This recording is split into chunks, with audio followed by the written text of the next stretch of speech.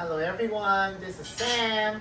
Today I am unboxing the biggest set of Lego ever, and I have just purchased it from Lego store in Westminster Mall. It came in a giant bag and it's very heavy, and this set came in the shipping box, the plain box that shipped to Lego store, and inside would be the actual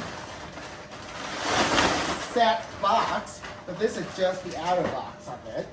So it's pretty heavy, so I'm going to open it, and Lucky won't get out of the way. He just like like a sniff, I don't know.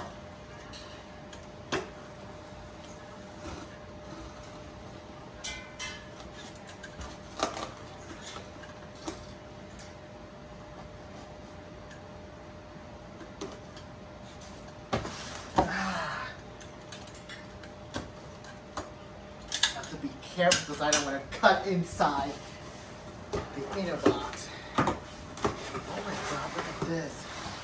That's how I ship it. Giant bore foam for protection.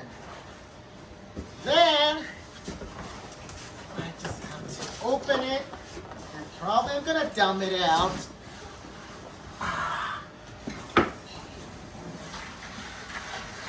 Oh,